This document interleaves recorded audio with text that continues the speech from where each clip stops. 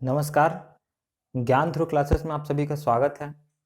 आज हम पढ़ेंगे ग्रीन हाउस प्रभाव के बारे में, जो कि इन्वायरमेंटल का एक महत्वपूर्ण चैप्टर है। इससे हर तरह के एग्जाम में क्वेश्चन आते ही हैं। चलिए जानते हैं ग्रीन हाउस प्रभाव क्या है।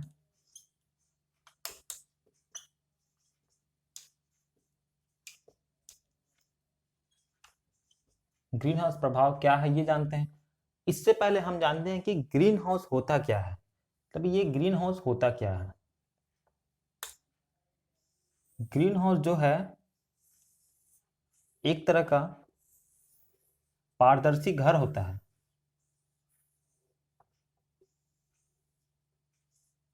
इस तरह का एक पारदर्शी हाउस होता है।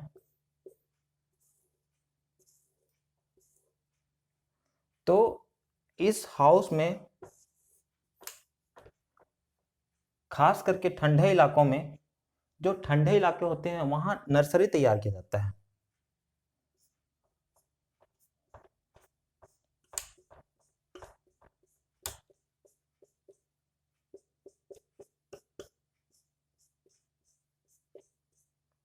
तो यहाँ नर्सरी तैयार किया जाता है और ये इसलिए बनाया जाता है क्योंकि जो ठंडे इलाकों में जो सन की जो लाइट है वो बहुत तेज प्रकाश पड़ती है और ठंड भी उतना ही तेज लगता है। तो ये होता ऐसा है कि सन से जब यहाँ सन लाइट पड़ती है तो ये पारदर्शी छत की वजह से ये जो लाइट है ये प्लांट तक पहुंच जाती है। और प्लांट, हम जानते हैं कि प्रकाश की उपस्थिति में पौधे जो हैं फोटोसिंथेसिस करते हैं, अपना भोजन बनाते हैं।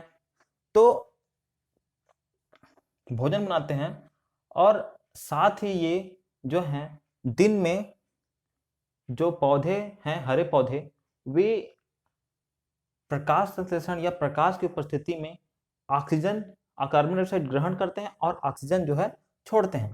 परंतु जो पौधे हैं वो रात के समय, रात में कार्बन डाइऑक्साइड छोड़ते हैं, ऑक्सीजन लेते हैं और कार्बन डाइऑक्साइड छोड़ते हैं।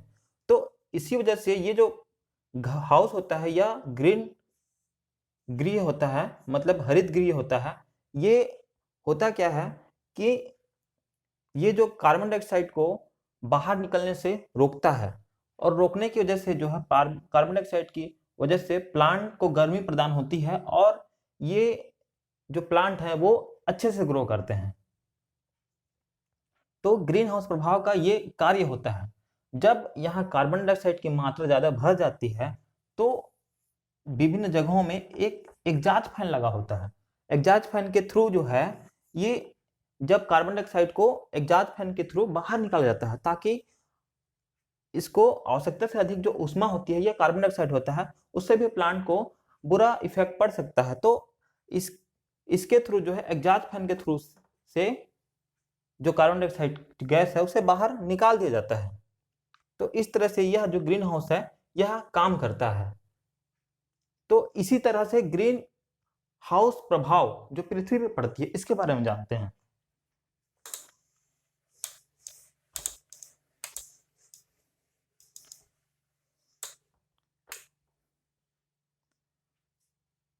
तो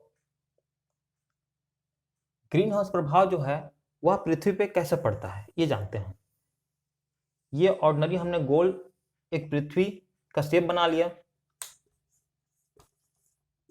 पृथ्वी, हम विभिन्न गैस, अब पृथ्वी के चारों ओर जो होता है वो विभिन्न गैसों का समूह होता है। विभिन्न गैसों के समूह को क्या कहते हैं? वायुमंडल कहते हैं। ये वायुमंडल होता है। तो जो वायुमंडल होता है वो विभिन्न गैसों से मिलके बना होता है। अब होता ये है कि जब हमें यहां से पृथ्वी में सनलाइट मिलता है तो जो सनलाइट जो है वो पृथ्वी से टकराता है। टकराने के बाद वो सनलाइट, आवश्यक सनलाइट जो है टकरा के ये वापस लौटता है। तो वापस लौटने के दौरान जो है ये जो विभिन्न गैसें हैं ये कुछ प्रकाश को अवशोषित कर लेते हैं, कुछ तो लौट जाता है, वायुमंडल से बाहर अंतरिक्ष में लौट जाता है, लेकिन कुछ जो है वायुमंडल में ही स्थिर हो जाते हैं। और हम जानते हैं कि पृथ्वी के चारों ओर जो है विभिन्न गैसों का जो समूह है उसे वायुमंडल कहते हैं। तो ये जो गैसें हैं ये जब विभिन्न प्रकाश के किरणों को रोकते हैं या ऊष्मा को जो है ये रोकते हैं, जनरली क्या होता है कि दिन में जो पृथ्वी ऊष्मा ग्रहण करती है सूर्य से, वो ऊष्मा या प्रकाश जो है, जो ऊष्मा की मात्रा है वो रात में ठंडे होने की वजह से ऊपर की तरफ चली जाती है। तो जो ऊष्मा है उसे विभिन्न प्रकार के जो गैस हैं वो रोक लेते हैं। तो उन गैसों में विभिन्न गैसें जो हैं वो कुछ इस तरह से हैं। जो सबसे प्रमुख गैस है वो है CO2, मतलब कि कार्बन डाइऑक्साइड गैस। और जो दूसरी गैस है वो है मीथेन, CH4। तो ये मीथेन गैस है।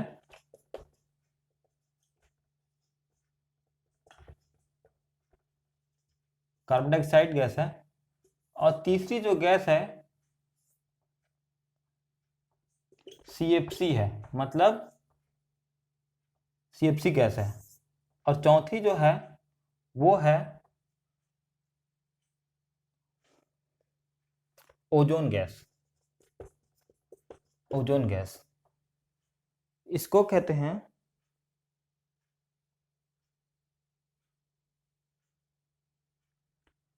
CFC को कहते हैं फ्लोरो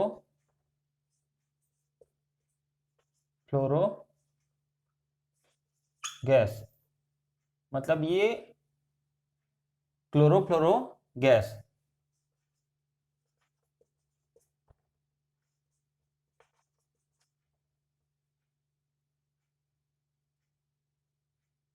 कार्बन कहते हैं, सॉरी कार्बन कहते हैं, क्लोरोफ्लोरो कार्बन कहा जाता है इसे। तो ये जो चार प्रमुख गैस हैं ये जो हैं ये प्रकाश को रोकने का काम करते हैं। और ये जो है प्रकाश को रोकने की वजह से या प्रकाश या ऊष्मा को रोकने की वजह से ये मुख्य कारक हैं। तो इसी तरह से जो यह ग्रीन हाउस प्रभाव है ये काम करता है। हम अब देखते हैं कि कौन कौन से देश जो हैं वो सबसे ज्यादा कार्बन उत्सर्जित करते हैं, जो ग्रीन हाउस प्रभाव के का मुख्य कारण है। सबसे प्रथम नंबर में है चीन। चीन 30% कार्बन उत्सर्जित करता है। विश्व में सबसे ज्यादा जो है कार्बन का उत्सर्जन चीन के द्वारा होता है। उसके बाद है